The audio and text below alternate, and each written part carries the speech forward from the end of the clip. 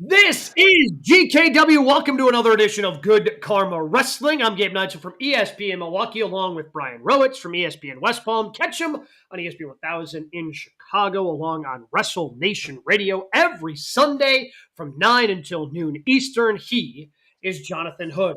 Lots of things to dive into after a fright night on AEW last night, but we do have Saturday night's main events coming to us from Utah. And honestly, this could be one of the biggest Saturday night main event that we have because both men's championships are being defended. The women's championship is being defended, and there's a triple threat match for the WWE Intercontinental Championship. And we know for a fact that we're going to walk out of this, I can't even call it a premium live event, even though it's kind of like it because it's behind a paywall, but it's just Saturday night's main event. We're walking away with a brand new champion because the World Heavyweight Championship is on the line. Or are we? What do you think is more likely to happen at Saturday night's main event coming up this weekend? That there is no finish between CM Punk and Jey Uso, or does Drew McIntyre finally get over the hump and become WWE Undisputed Champion? Well, because it's Saturday night's main event, it's too small for a title change. It's not, as you mentioned, not a PLE, it's the Saturday night's main event. And we've learned on this show what Saturday night's main event is. Now, even on Peacock, whether it's on main NBC or on Peacock, we kind of know what it is. And I could see them having more legs to this by trying to extend this out to be a three-way dance, four-way dance, whatever. So I just think that because it's a non-PLE, I think we get a non-finish, Brian. But what makes this a non-PLE? Like, it fits everything else. It's, they're throwing title matches out there. It's on Peacock. Behind a paywall. Yeah, like, it is a PLE. It's not a PLE, and you know that too. It's not a PLE. You know what the PLEs are.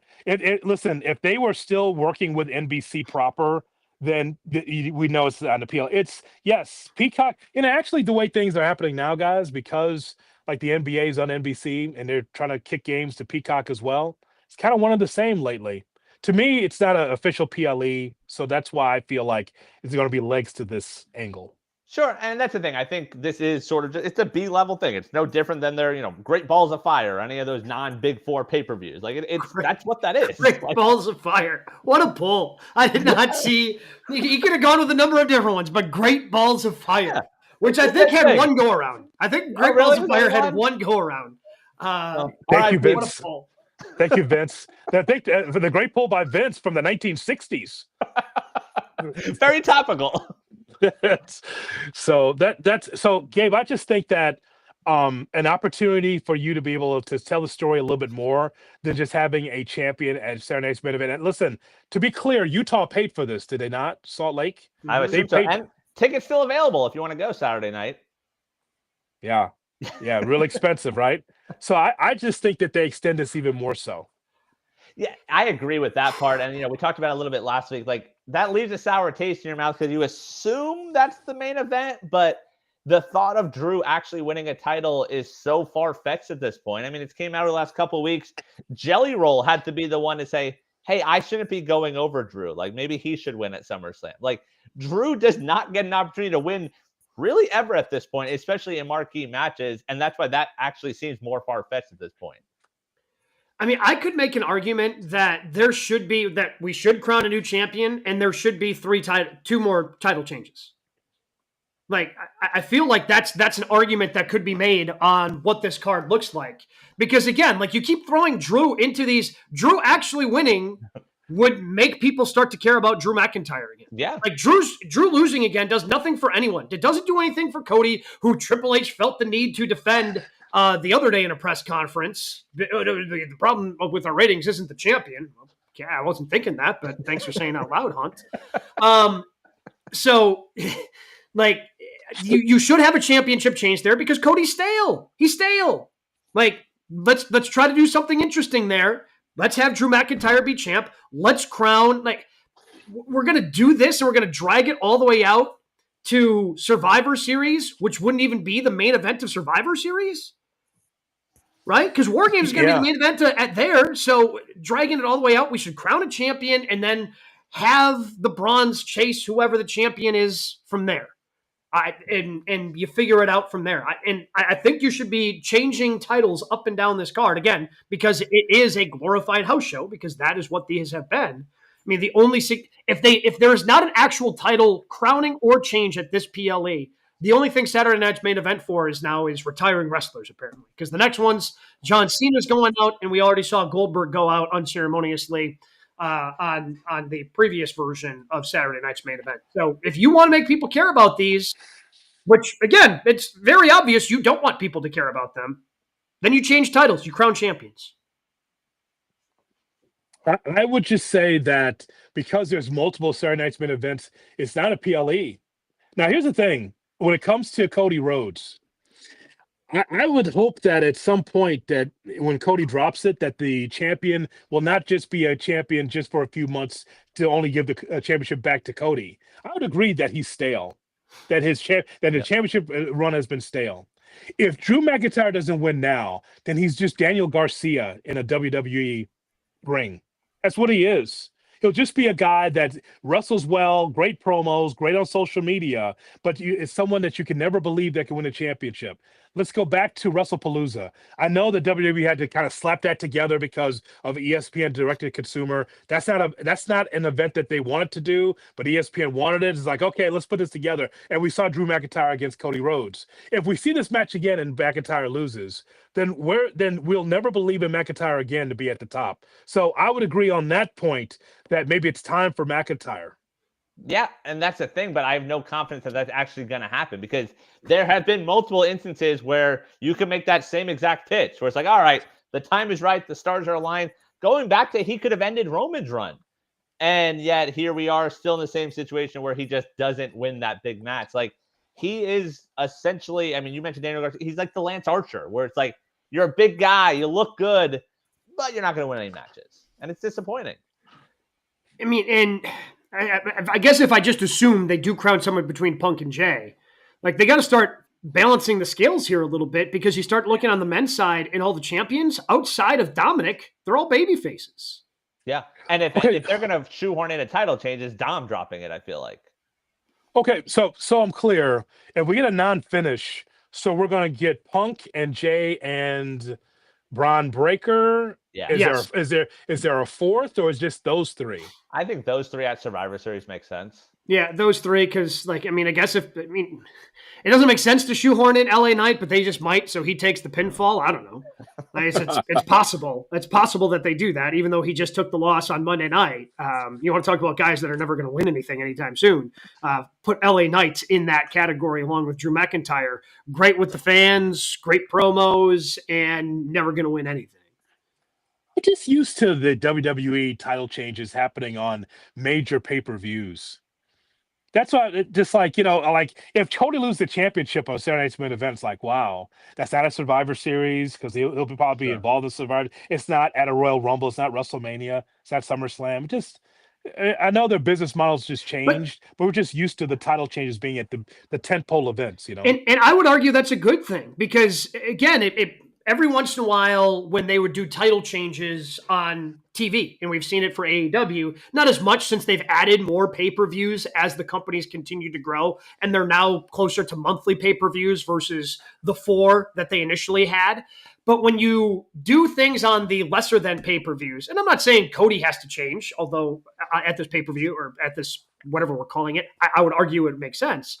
Like when you do that, it elevates all those other minor events because they become must watch. Oh, maybe they will do a title change here. Oh, maybe this guy can go over here instead of just being, all right, well, I got to make sure I up my ESPN Plus subscription for WrestleMania or Royal Rumble, right? Like you want to raise those other events and have them have some significance. So doing title changes every once in a while on none of your tentpole events is good. I would argue good for the product overall.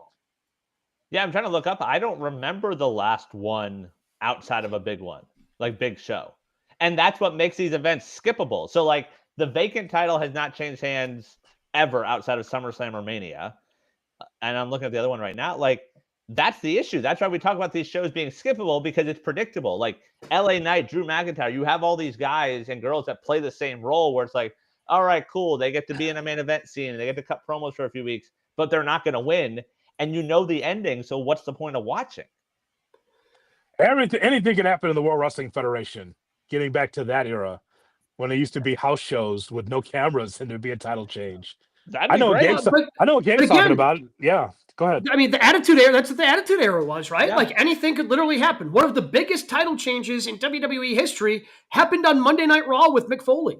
When Mankind actually went over, that was on regular television. And I know they played hot potato with the championship in the 90s into the early 2000s. That's how John Cena gets to 17 world championships, because they were playing hot potato with it. But you do that by actually having these things change hands on your monthly pay-per-views. Because again, to your point, Great Balls of Fire, A, it's skippable because of the name, but B, why am I going to invest in this when I'm just going to see the highlights anyway on Raw?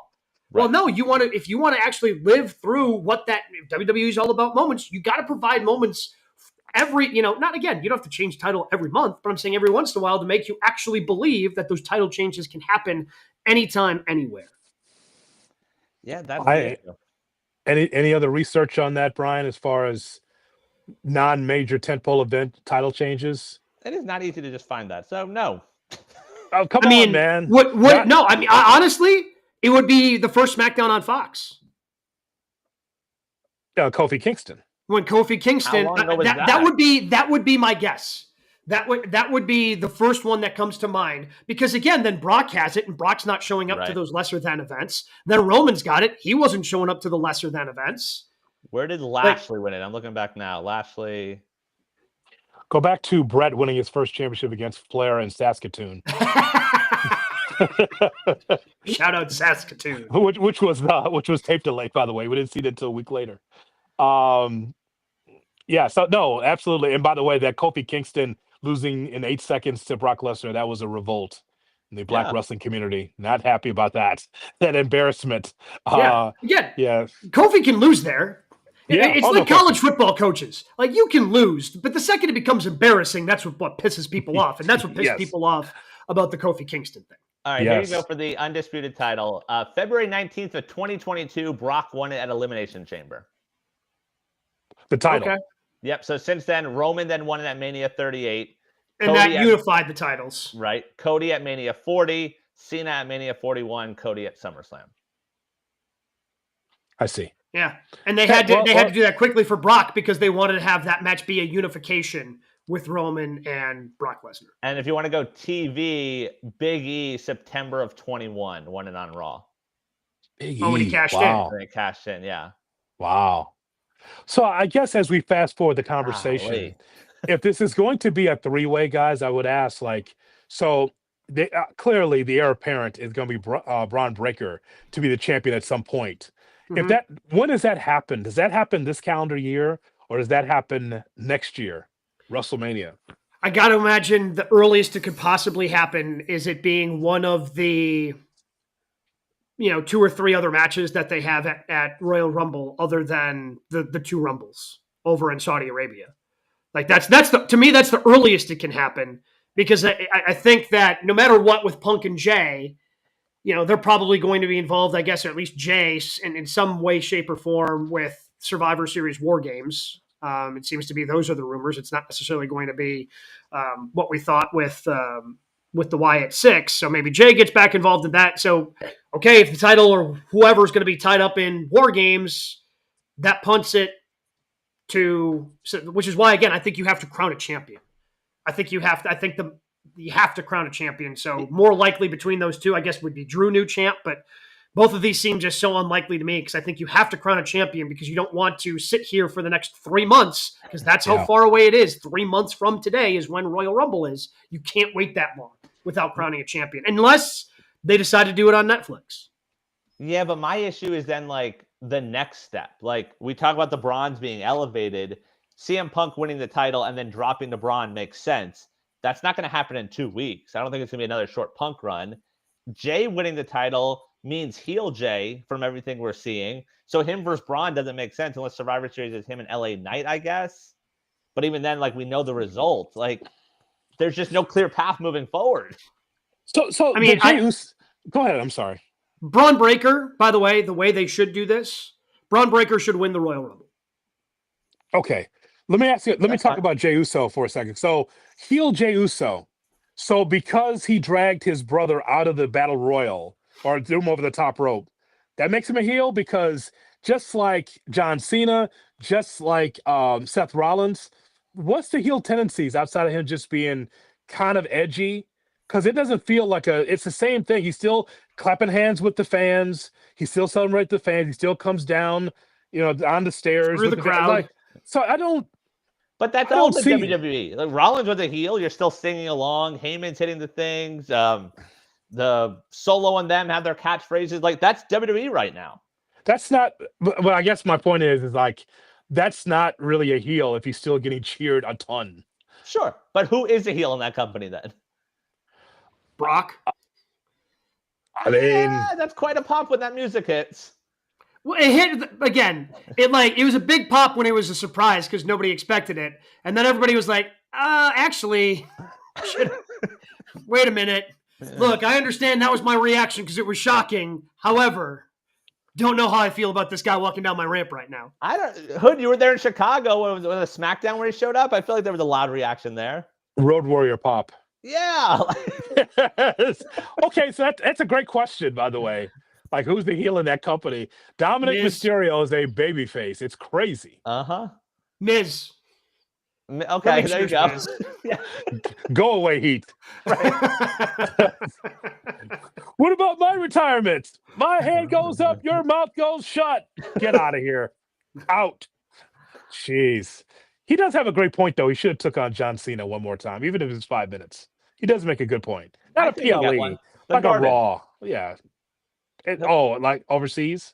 No, I think he has Boston and MSG. Like, I feel like Miz will get one of those two. Yeah, you can get opportunity there. If I was in New York, I'd be pissed if I saw Miz Cena. Are you out of your mind? Play. The main event rematch. I would be furious. Are you kidding me? Oh my God. The great Madison Square Garden sold out, hanging from the rafters. I came to play comes down. They already got your money. They don't care. Oh my God. I'd be so mad. What? Yeah. You want to know? And again, proving my point that Miz is a true heel in WWE. Yeah, there you go. Skull crushing finale, false finish. Oh my God. I'd be so mad. First of all, I'm a New Yorker, so I'm already mad. Okay, right. Okay, so I got to pay $20 to go across the bridge to go to work. I'm pissed. I'm on a train that I'm packed like sardines. I'm already pissed. I go to restaurants and get drinks. It's too expensive. I'm already pissed. But then the next level of pissdom is Miz at the Garden. Yeah, Miz. Oh my God. We got a lot of other things we got to dive into today here on GKW. We call it the 3 count. What do we got at number 1 this week? We mentioned 4 matches this weekend. That will include the women's title. Tiffany Stratton defending against the new heel, Jade Cargill. Does Jade become the women's world champion this weekend? She better. That was quite a reaction to that heel turn, by the way. You talk about heels. I mean, she better. I mean, and I love the promo she gave in the back as she was walking out right after it happened on SmackDown. I thought that was fantastic. That might have been the best promo I've ever heard her cut. Like, I thought that's great work by Jade Cargill. Like, you do that, you now have to take advantage. Don't cool her down by having her lose to Tiffany Stratton. Again, I go back saying we should have 3 title changes, crowning 1 new champ, 2 title changes at Saturday Night's main event, and this is one of them. Like, Jade is fantastic. I think Jade has some momentum right now. I think she still has some work to do in the ring. She hasn't progressed there as much as I would have hoped and as much as I would have liked. But if you want to put a championship on her, do it now. Because if you wait and have this match and then she loses and then she goes over at Survivor Series, or again, it becomes a timing thing. When does then she go over? Then she's going to lose some of that momentum. I think you got to strike while the iron is hot right now and give her that championship. So, Brian, what Jade does, she takes the Naomi slot. That's what's happened as a heel. Okay, that's what's happened. That's one. When I saw her, and by the way, it's just a typical WWE wrestling thing. Hold up someone's arm and say, you're the winner, then you get clothesline. It's it's as old as the hills, man. He's like, when she did it the second time, you're like, something might be up here. Yeah, I've been seeing that since Hogan Orndorff. Hold up the arm and then the clothesline and then destroy the baby face. It's great. So one of the hallmarks of this show is talking about Jade Cargill, AEW or WWE. We've talked a lot about her. As AEW champion, her move over to WWE, we say, okay, so what's the next level for Jade Cargill? We've talked about this a lot. Like, when does she get better? Remember, they took her off TV in WWE, let her work in the Performance Center. She came back, and it's like the personality is there. The promos are always been good, but the in-ring work has always just been scattershot, just not the next level. But her being a heel, the way she took Tiffany Stratton apart was just amazing. I love what I saw there. She had the gray Kentucky waterfall hair. And the key to all of this is the scar, guys. The scar. Yeah. Someone who has a perfect face and a perfect body, right? She has that scar. And that scar represents her anger. Like, someone messed up my face. Like, I'm not a baby face anymore. This scar represents how angry I am about my face being messed up, about Tiffany Stratton and everybody else getting over, and I'm not getting my just desserts. I love her as a heel. She's gonna win the title, but now the title's gonna make her. Hopefully, at some point that she can make the title. But her as a heel, taking the punishment, because that's what heels do, right? They take the punishment. Hopefully, this will make her even a better superstar in WWE. Yeah, I think if she does not win the title Saturday, she is Drew McIntyre. She is LA Knight. And it becomes that situation where it's like, oh, cool, Jade's in a big match, but we know how it's going to go. And I thought it would be a big moment with her as a face winning. I like the heel turn where, again, the crowd had no reaction to it on Friday night, but it does give her a different edge, and I'm curious to see where that goes. So I'm hoping it pays off. I mean, it did work for Naomi. Like, her as a heel worked. She was awesome in terms of the obnoxiousness and everything she was doing. There's something there in Jade. Like, the wrestling, yes, can use some work, but in that company, it's fine, where wins and losses don't matter as much, and you don't need a 5-star match every time out. So I'm curious to see if they pull the trigger, because if they don't, you might be dropping the ball once again. And again, most careers you're going to have a face turn and and you're going to be a heel at different points. Especially right now, it just feels right for her to be the heel. Yeah. I mean, you pointed out the scar thing, like just something, her being a heel, and I don't know what it is about her specifically, but just that promo again, it just like stuck with me more than any other babyface promo she's cut within this company on Friday. It's like, oh yeah, it just seems more believable. Like, yeah, you're just this badass. You're sick of waiting around. So look at you. Yes, you're just going to go take your opportunities. Yes, I'm buying into it. And even though she's a heel, like, I can get behind it. And I feel like she has the rocket strap. It's on the back. It's up to Triple H to light the fuse. All right. And you light that fuse by giving her this championship on Saturday night. So someone's listening and watching and says, well, guys, wasn't Jade a heel in AEW? Yeah, she was, but it was a different experience, right? Once again, the belt was making her, she was a baddie, right? She was looking for baddies. And so she had the personality and the aura of a heel, but her in-ring work was like Goldberg. And that's okay, by the way. That's fine. Like, she should have wrestled more than 6 minutes. And in AEW, it's a different level. It's about skill. Right. It's about work rate, all that. And she didn't fit. I think we can officially say that, right? If we talk about busts, we talk about busts in sports all the time, the three of us, right? Those that didn't make the certain level. Jade was a champion, but Jade never was able to reach the kind of skill as even a Chris Statlander or women of that ilk. But in WWE, was slowed down a certain style. You don't have to go a million miles a minute. It's about personality first. I think this works. Yeah, I completely agree. And even the Tiffany part, like, this has been a long title run for her. And it feels like she's sort of cooled off. Like, she was hot when she was winning the title and getting up to it. That feels like it's cooled off. Like, this is the fresh coat of paint on that entire division. Yeah, and I mean, Tiffy has cooled off. I think that, and I think what cemented that was her losing at Crown Jewel. You know, she goes, takes the pin for a very new champion in Stephanie Vaquer. So, yeah, look, if Tiffy goes away for a little bit, I think that's best for everybody. You know, if Tiffy loses this and they don't have creative for her, all right, take a month or two off, come back, get a pop at the Royal Rumble or leading up to the Royal Rumble, and just kind of have that be the refresher for her.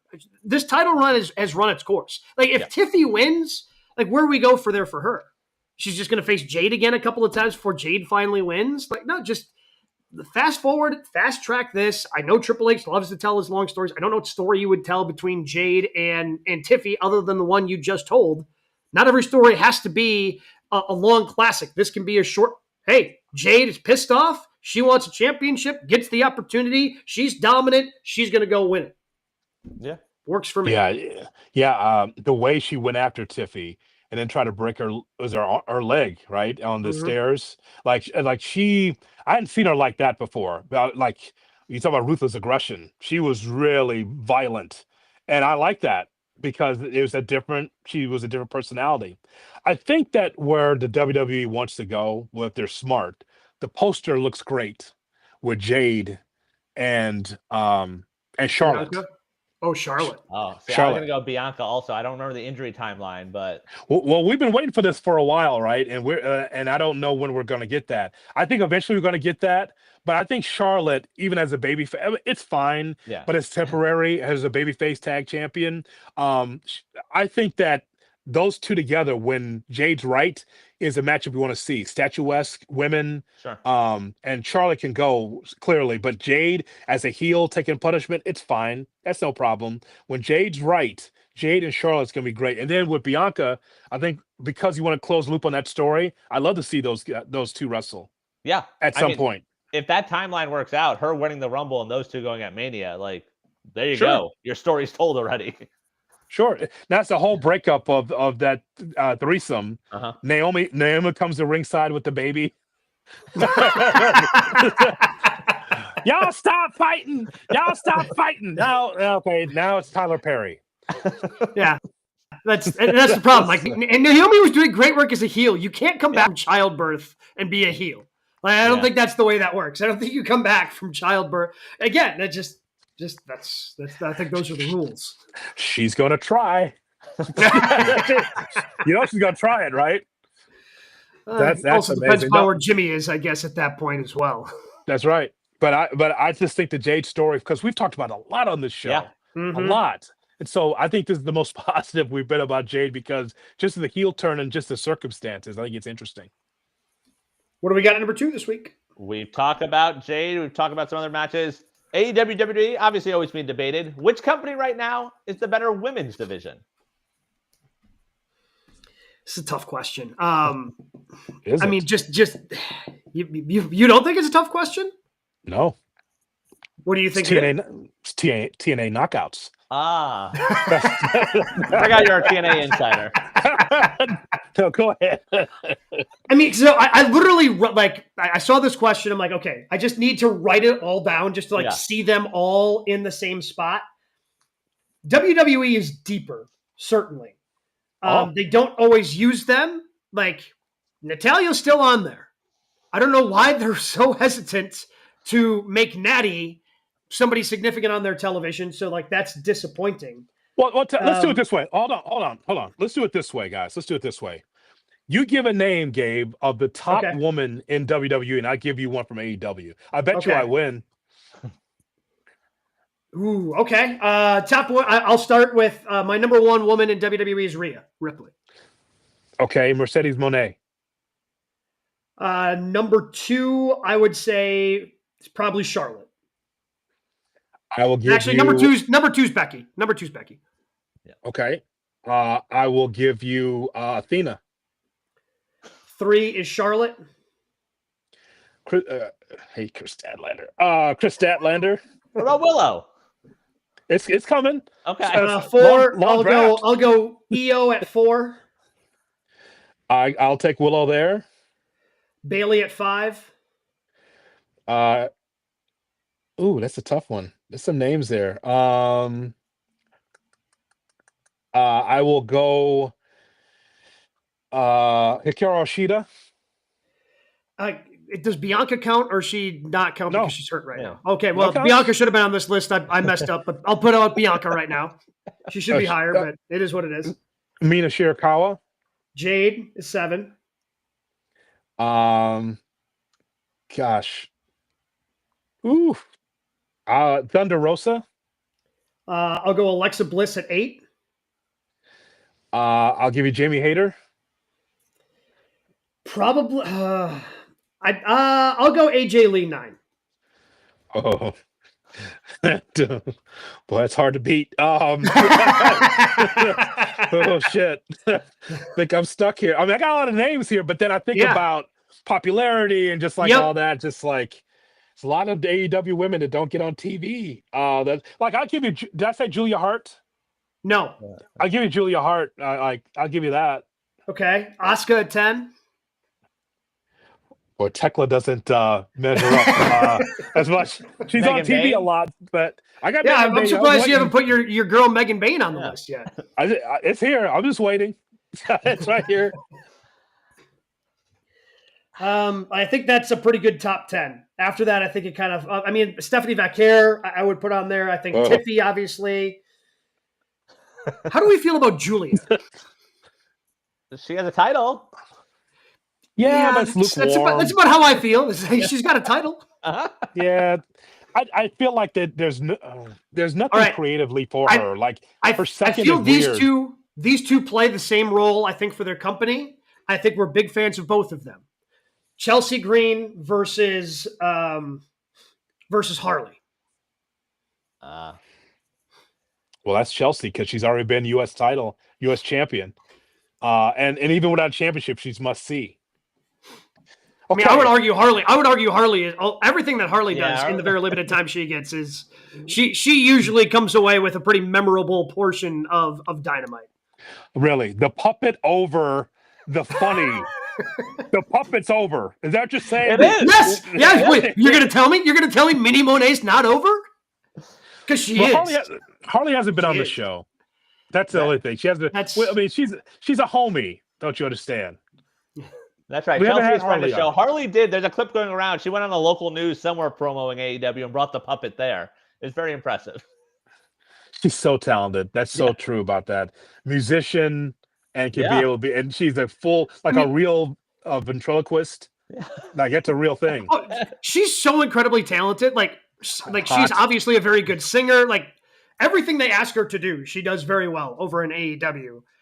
It's weird to say this, but I feel like WWE does a better job of featuring their women right now than AEW. Because I feel that AEW roster is stacked, but you're not seeing as many opportunities. And maybe the tag championships help bring that out. But I would say that both women's divisions in both companies are better than the men's divisions. Like they're deeper, they're better. You've got more options for championships and challengers to those championships. So I'll go this far. So your point's well made as far as deeper and also showcase better. Actually, that's an AEW WWE problem overall. Yes. The WWE, they may not have the deepest roster, but they have quality talent. Quality talent, you can say, I know who that person is. I know what this person does. It's a lot of people on this list here for AEW. But it's hard for you to match up because the 10 people you gave are meaningful to WWE TV. I left off I didn't mention Megan Bain yet, or Serena Deeb yet, or a few others that's on my Deonna Purrazzo. But these are quality wrestlers, but they're not featured. Right. They're not featured enough. They're not. I mean, that's the problem. Like I think AEW could have a separate women's division, a separate women's TV show. They have so many. They could do a TV show with just the women to get over. Yeah, but again, and it'd be fantastic. But your list is better because of the accomplishments, the depth of the roster, and you know exactly who each person is and what they do. Yeah, I was gonna say it's weird because you look at the storytelling, and AEW is putting a lot of the women's division right now. We had the tag tournament. We're gonna have Blood and Guts in a couple of weeks, so they are featuring the women, but the stories are not there outside of the title. Like just writing it down, you have the Tekla and Hayter stuff. You have Willow and Marina. And there's really not much else in AEW that isn't centered around the title. On the WWE side, you have Bayley and Lyra. The Charlotte and Bliss stuff is its own thing right now. Becky and Maxine. Chelsea is Chelsea. Like, you still have all these other stories that aren't around the title, which they then suck at featuring the titles, but all that stuff is happening, and I have to give them credit for that. Yeah, Io and the Kabuki Warriors, Io and Rhea. Yeah, exactly. Yeah. And Marina Shafir is probably the most dangerous woman in AEW, but she doesn't wrestle. She's just in green pants. And no shoes. No shoes and tight green pants. I mean, we're not supposed to know that she's married to Roderick Strong, apparently. Right. I mean, has she only wrestled once as a member of the Death Riders? In that mixed tag match. I don't know, Brian. I saw her in Defy. Yeah. Is she I think she's the Defy Women's Champion, isn't she, in Portland? I believe so. And like Mox was in her corner. She had the Dynamite match. Oh, no, you're right. No, Gabe's right. She has wrestled in AEW. Yeah, just the one time. He was the mixed tag. That's right. I think it's only the one time in AEW.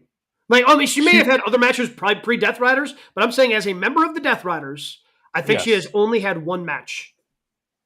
And she wrestled, and she did damage to a man.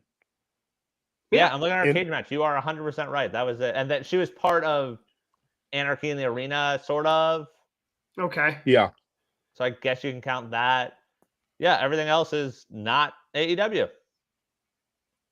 Going back to Rampage when she lost to Ruby on December of 23.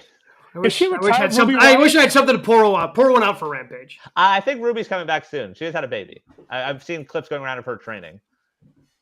This guy here after the high school football would get us Schlitz and sit down and watch Rampage with us on the couch. It was a great way to wind down the evening. Get done with high school football, come home, kick the feet up. Hey, what do we got on Rampage tonight?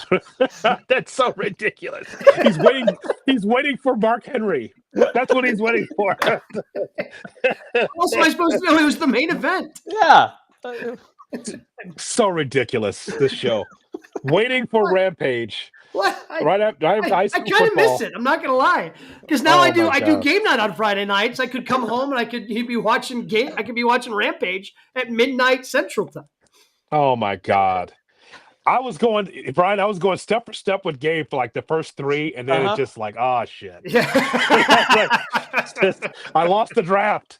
And by the way, and nothing against those women I just mentioned from AEW, just the thing is that you're not booked to be in some of the bigger programs. It's This whole company is about Mercedes, Chris Statlander. Yep. Athena's now kind of sneak her way in the mix because of the tag team. But women are wrestling, but they're in matches, but not featured in, in the pay-per-views. They might be on the pay-per-views, but they'll be on the pre-show, the buy-ins all the time. Yeah.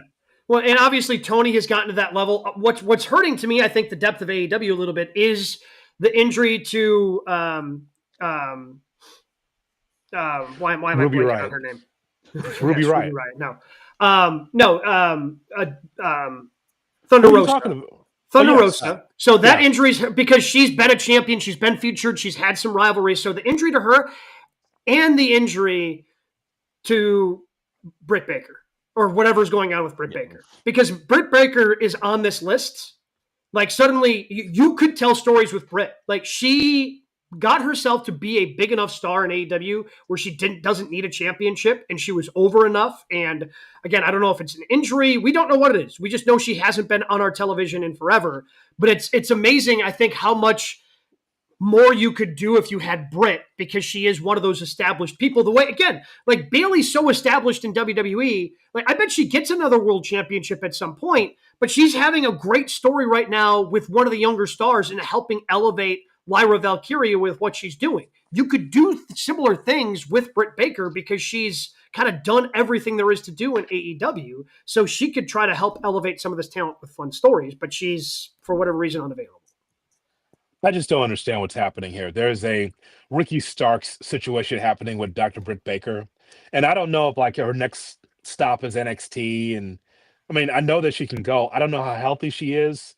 When she came to Chicago, when she came to Chicago and cut that promo, the place was silent at the Wintrust Arena because she talked about her strokes and talked about how, and then I think Mercedes came in after that. It was such a weird thing.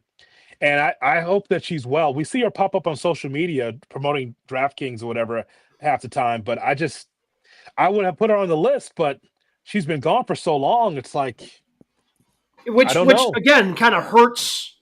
It hurts the division. As deep as that division is, because now you have to establish other people to kind of do the things that Bayley is doing, and kind of bringing along some of that talent. Kind of what Becky's been doing as well as the IC champion. Like right now, Becky is doing her damnedest to try to help elevate Maxine Dupree. Yeah. Right, as the IC champion. I saw Collision with Tyra Valkyrie, and that whole thing now is just a joke.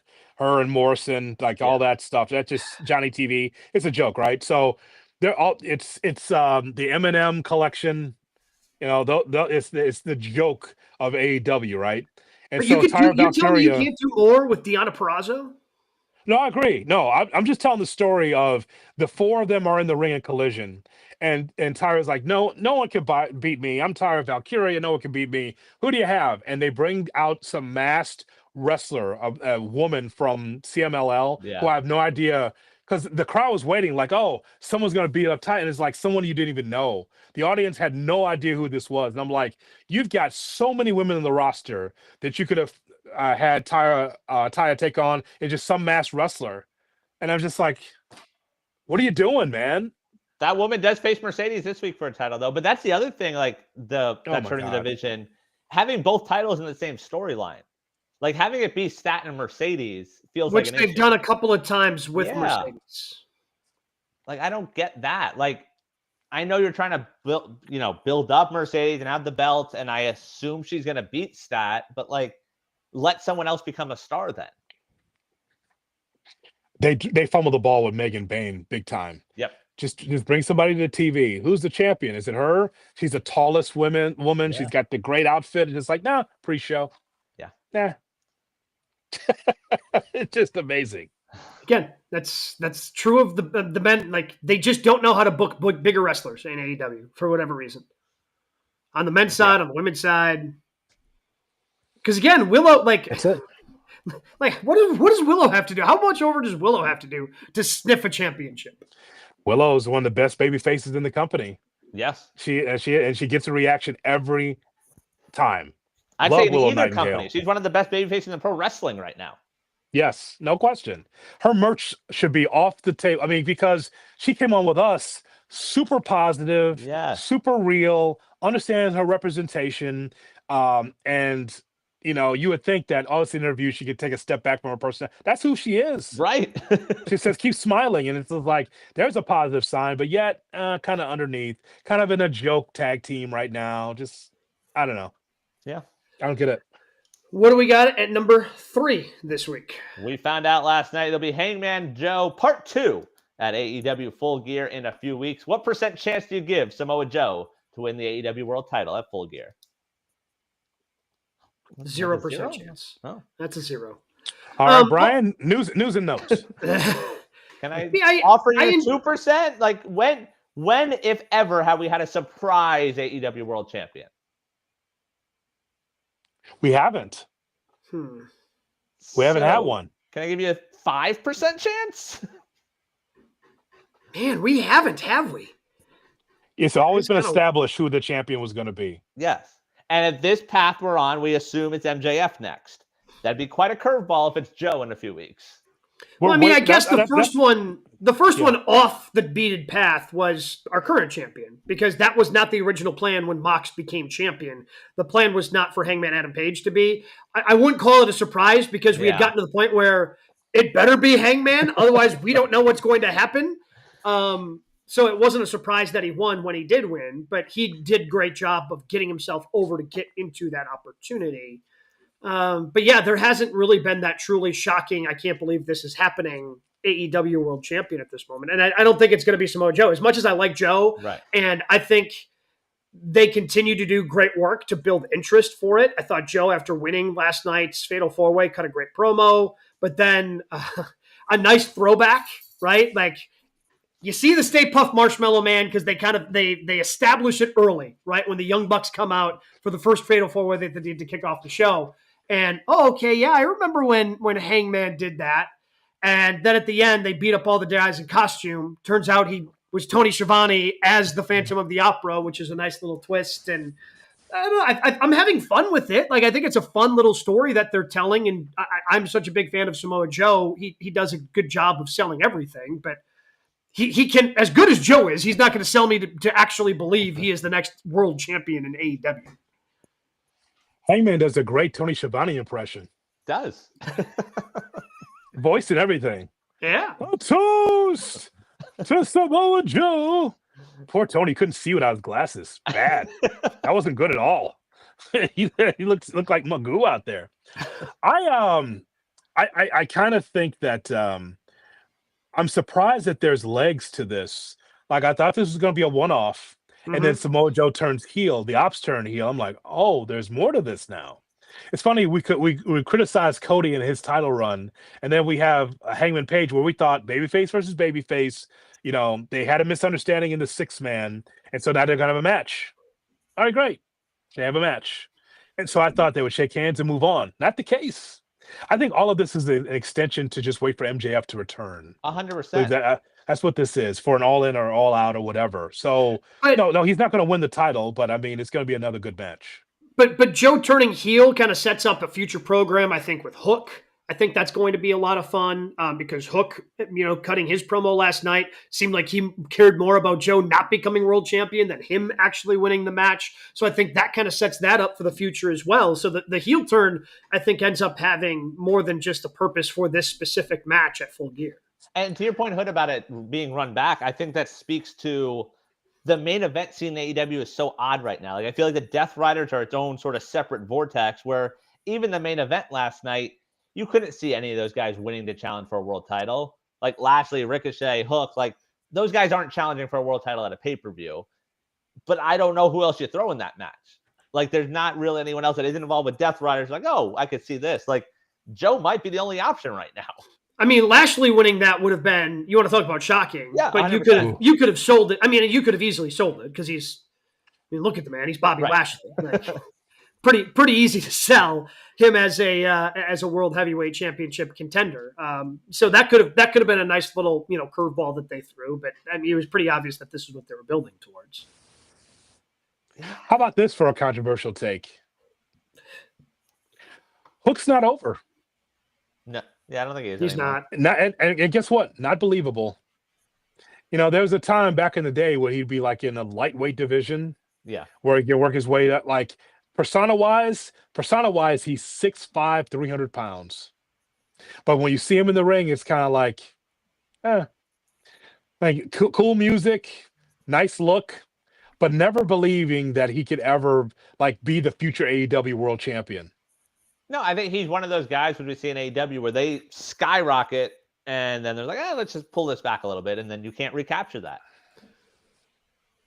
Yeah, I mean, ever since he's come back, even though they've got the Hook light, he's got new entrance music, it just awesome. It hasn't connected like it was before.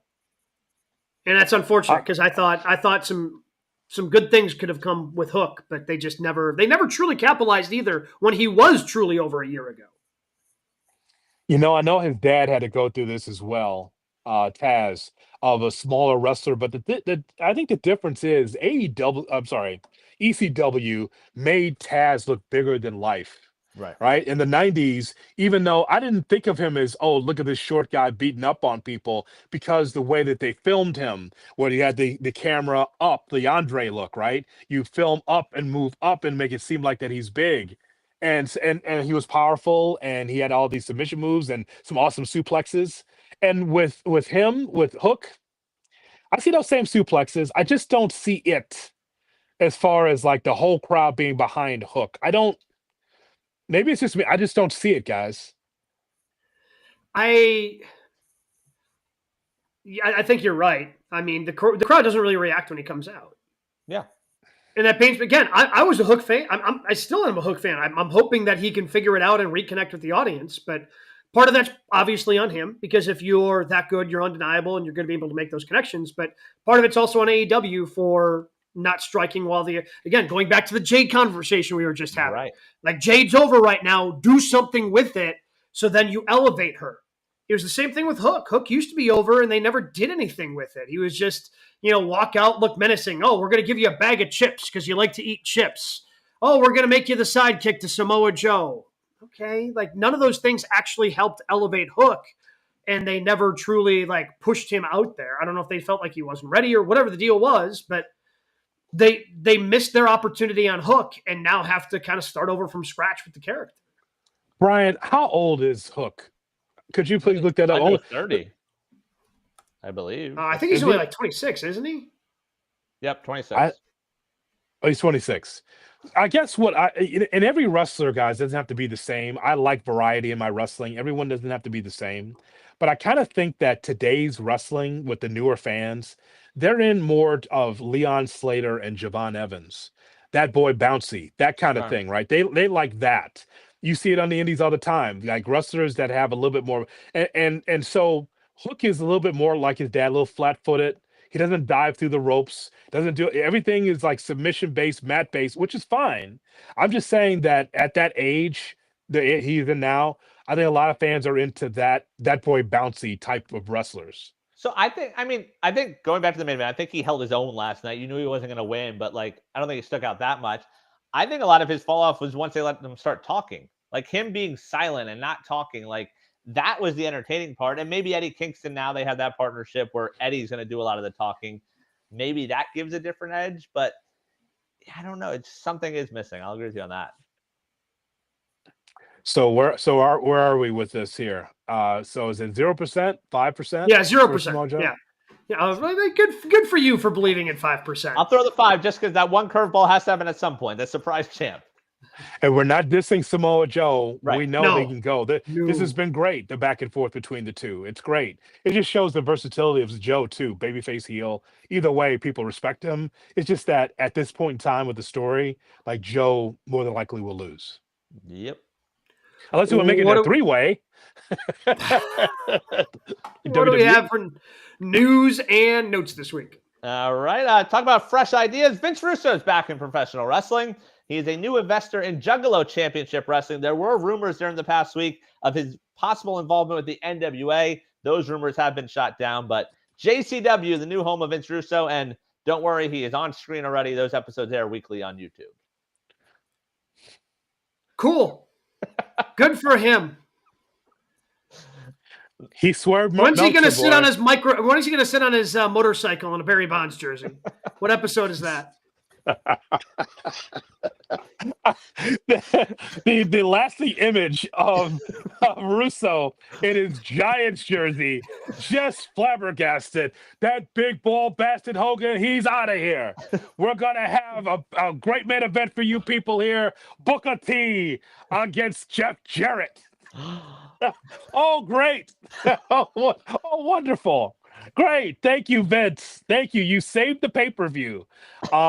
He apparently Meltzer had reported that, he's on his way to the NWA, and now that's not true. So now Juggalo Championship Wrestling, which I, by the way, did not know they were still in business. Agreed. But apparently I didn't know they had a business. They premiered August 28th of 2024, and they're continuing to go. Oh, no, brand new then. Okay. Who's their champion? Can't say I've watched much of them. I'm going to look it up. Talk amongst yourselves. Well, the Juggalos still getting paychecks. Well, the Juggalos, they had some time in WCW. Yes, because they want to be cool. I had no problem with that. It's something that was different for WCW at the time. So you had that going. Let's see. Heavyweight Championship. 51-year-old Too Tough Tony is their current champion. Too Tough. Congrats to him. They come to Florida. So, Brian, you can cover it. They were in Green Bay back in June. The hell, Gabe? Let me tell you something. No, it's Gabe Knight. So let me tell you something. There was a card with Matt Cardona a couple of weeks ago that was 5 minutes from his house. He wouldn't go. 5 minutes. I didn't know about it until it was too late. You weren't going. You never cover for us. Never. Never. Wait, Ricky Morton has a championship in this thing? Oh, I've seen that. The belt's like this big. It's as big as his whole torso. Ricky Morton, hey, he's better than half the wrestlers in the business today, brother. Ricky Morton, Illinois. You missed them, Hood, he's back in April. 70 years old. Illinois, where in Illinois? Joliet. Oh, Joliet. Oh, actually, there's no excuse there. Which I probably should have. Probably should have went. Yeah, sorry about that. All right, Vince Russo will put butts in seats, so we're good there now, brother. Yes, hopefully with the Giants jersey. Some injuries in the women's division of AEW. Penelope Ford announced last night an arm injury, taking her out of the tag team tournament and Blood and Guts. We saw backstage. Looks like it'll be Megan Bain and Marina Shafir now teaming up in the tournament. Oh, so Marina doesn't seem like she can trust anybody, but I guess she will in this tag team, huh? Yeah. Okay. Honestly, based purely on like menacing looks, they should win this tournament. They're not going to, but they should. Let's just say they won't have matching tights. They will not. She will have her army fatigue, green pants on, and she's gonna kick ass. We laughed at that whole Marina Shafir thing because we just thought it was ridiculous that John Moxley is like, yeah, I like her. She's got a future. Like, huh? But you know what? As a badass, it works. But again, to be clear, Mox was really impressed by the lack of shoes. That was one of his big points. Yes. That was his feedback. And she's barefoot. Like, all right. Yes. He's very impressed by that. Thanks, John.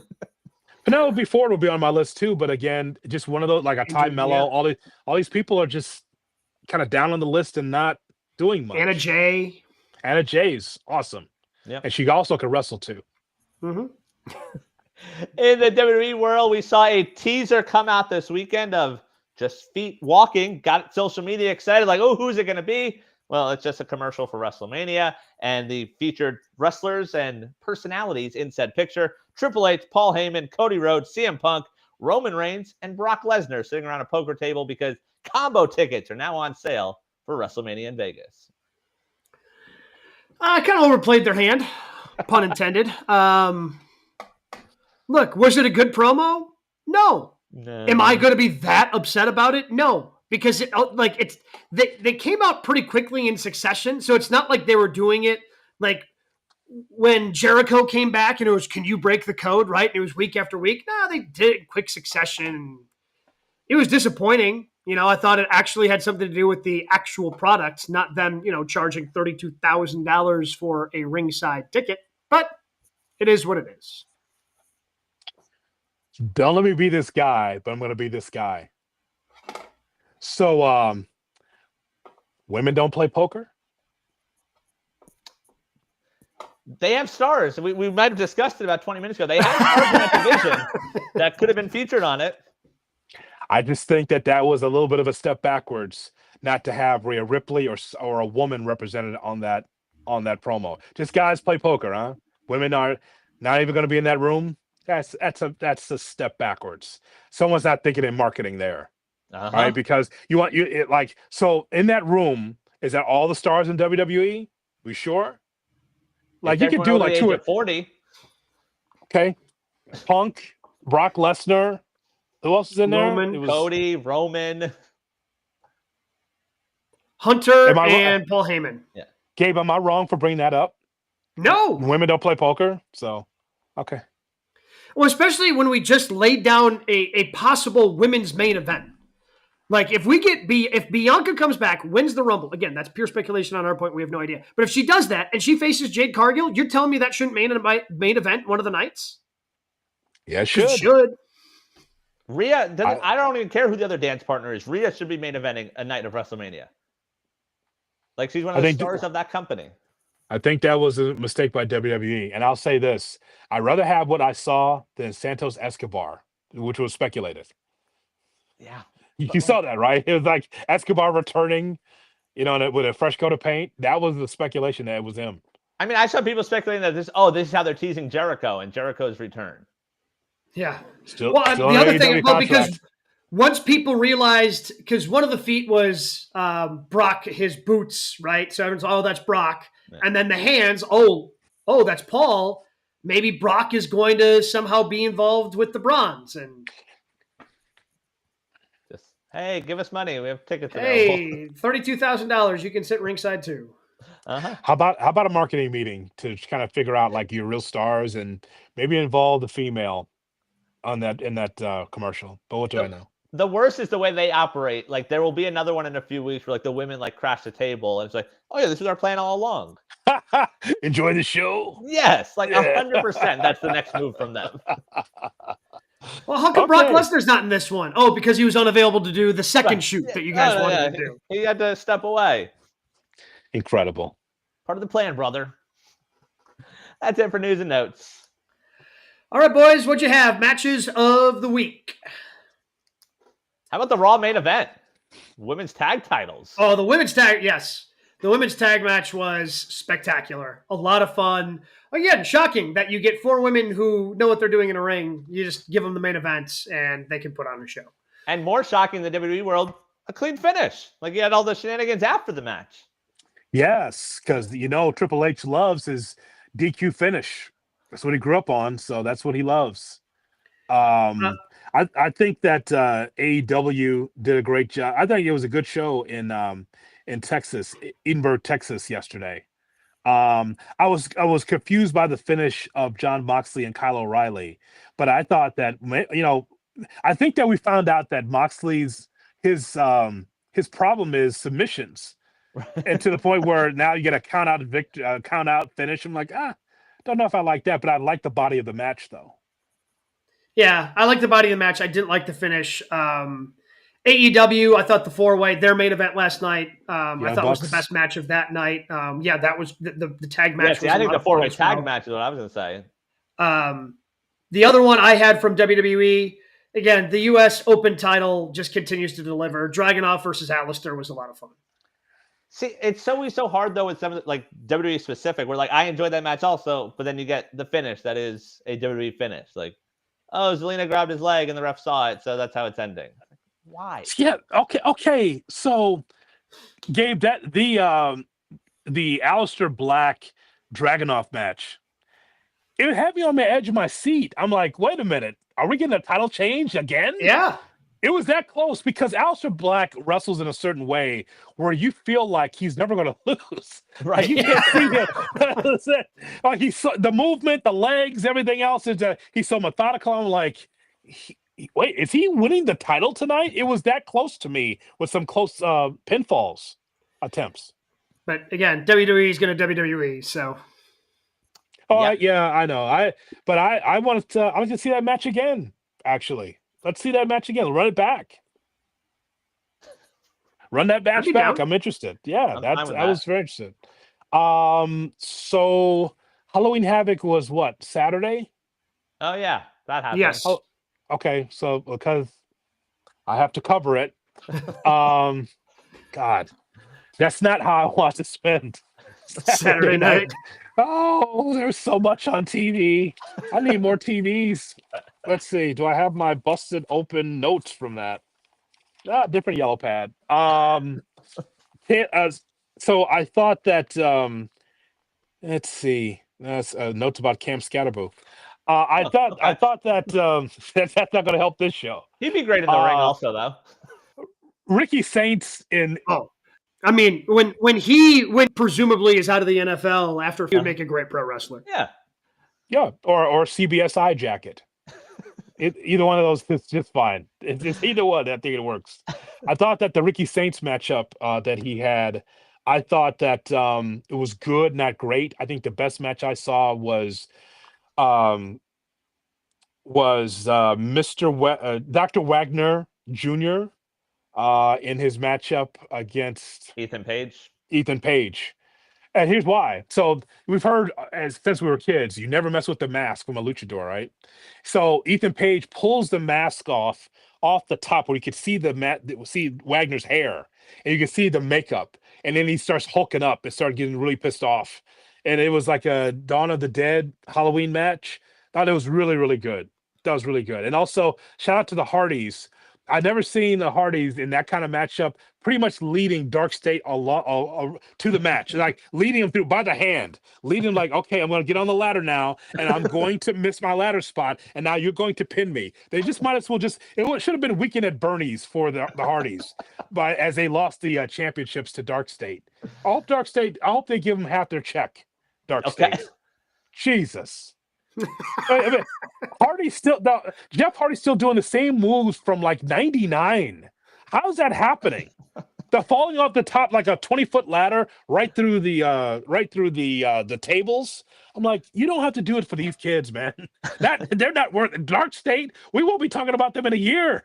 It's like don't do that bump for them. But they did the honors. So there you have it. So that was Halloween Havoc. That was the best that we saw. So check it out. All right. Also on Peacock. Quite a sell.